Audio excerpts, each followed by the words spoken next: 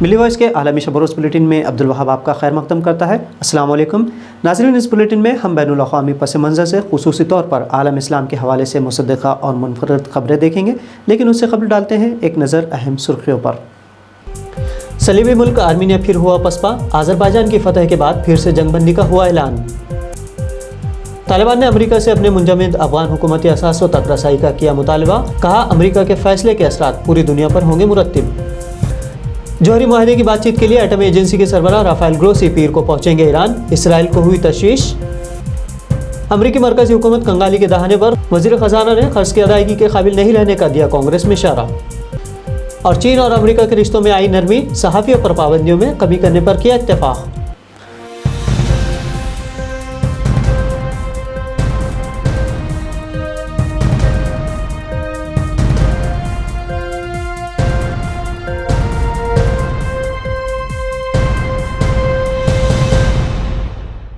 صلیبی ملک Armenia نے اپنے شرنگیزی کا منہ توڑ جواب ملنے پر پھر سے جنگ بندی کا اعلان کر دیا ہے۔ گزشتہ سال بھی آرمینیا نے آذربائیجان کو مشتعل کرتے ہوئے اپنے 2 اہم علاقے آذربائیجان کے ہاتھوں گنوائے تھے، جس کے بعد دونوں ملکوں میں جنگ بندی پر اتفاق کیا گیا تھا۔ لیکن اس بار جنگ بندی کو توڑتے ہوئے آرمینیائی فوج نے پھر 2 آذربائیجانی فوجیوں کو زخمی کر دیا تھا، جس کے نتیجے میں آذربائیجان نے بدلہ لیتے ہوئے 15 آرمینیائی سپاہی ہلاک کیے اور 16 کو گرفتار بھی کیا۔ روس کی مداخلت سے انکار کے بعد پھر سے مجبور ہو کر آرمینیا کے حوصلے پست ہو چکے ہیں اور اس نے پھر سے جنگ بندی کا اعلان کر دیا ہے۔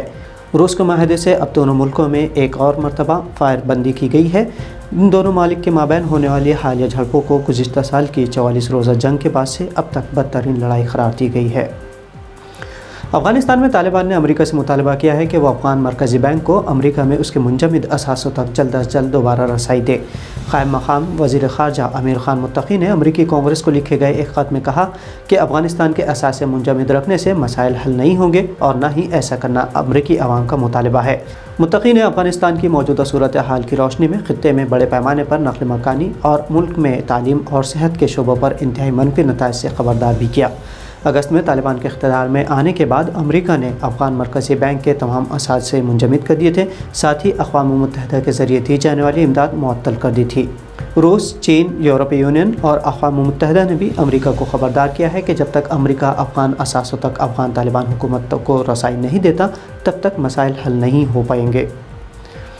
کئی دہائیوں سے جاری ایران کے جوہری معاہدے سے متعلق فیصلہ کرنے بین الاقوامی جوہری ایجنسی کے سربراہ اگلے پیر کو ایران کا دورہ کریں گے۔ اس میں برطانیہ، چین، فرانس، جرمنی اور روس کے نمائندے بھی شریک ہوں گے۔ اقوام متحدہ کے جوہری توانائی کے نگراں ادارے انٹرنیشنل ایٹمک انرجی ایجنسی کے سربراہ رافائل گروسی 22 نومبر کو تہران میں ایرانی اہلکاروں سے ملاقات کریں گے۔ یہ دورہ ایسے وقت میں ہو رہا ہے جب ایرانی جوہری معاہدے کی بحالی کے مذاکرات شروع ہونے والے ہیں اور بین الاقوامی جوہری ایجنسی کے انتظامی بورڈ کے اجلاس بھی 22 نومبر سے شروع ہوگا۔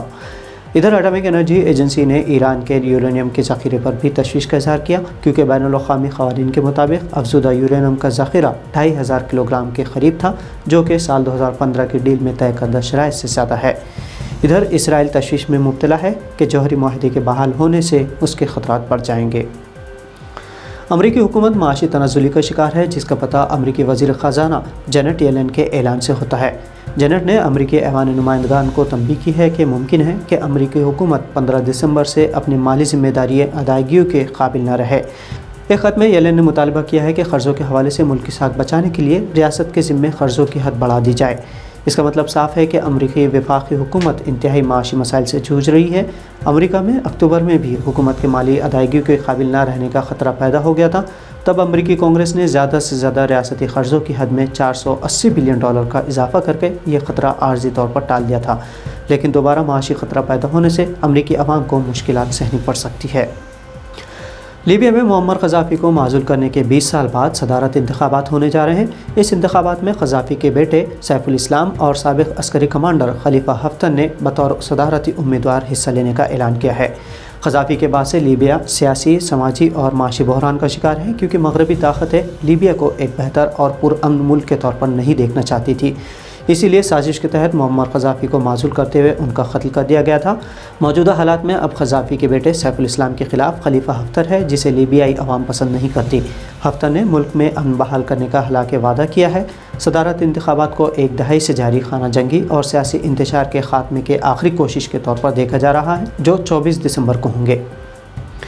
امریکہ اور چین نے اپنی آپسی دشمنی کم کرنے بظاہر پیش رفت شروع کر دی ہے اور اولین طور پر میڈیا کی اہمیت کو جانتے ہوئے دونوں حکومت نے ایک دوسرے کے ملک میں اپنے صحافیوں کو بھیجنے اور انہیں پوری آزادی سے رپورٹنگ کرنے کی منظوری دی ہے۔ امریکی حکومت کے مطابق چین میں امریکی صحافیوں کے لیے حالات کے کار بہتر بنانے کے لیے دو طرفہ بات چیت میں پیش رفت ہوئی ہے۔ اس سے قبل امریکہ اور چین میں اقتصادی اور علاقائی جنگ انتہائی زوروں پر تھی، لیکن معاملے کو طول نہ دینے کے مقصد سے دونوں ملکوں کے صدور نے 2 دن قبل ہی پہلی مرتبہ ورچوئل ملاقات کی، جس میں پریس کو آزادی دینے پر اتفاق کیا گیا۔ تو ناظرین، اہم بین الاقوامی پس منظر سے مصدقہ خبروں کے ملی وائس کے عالمی شب روز بلیٹن میں آج اتنا ہی۔ بھارت سے دیگر اہم قومی خبروں اور تجزیوں کے لیے آپ ملی وائس کو سبسکرائب اور فالو کر سکتے ہیں۔ عبدالوہاب کو اجازت دیجیے۔ اللہ حافظ۔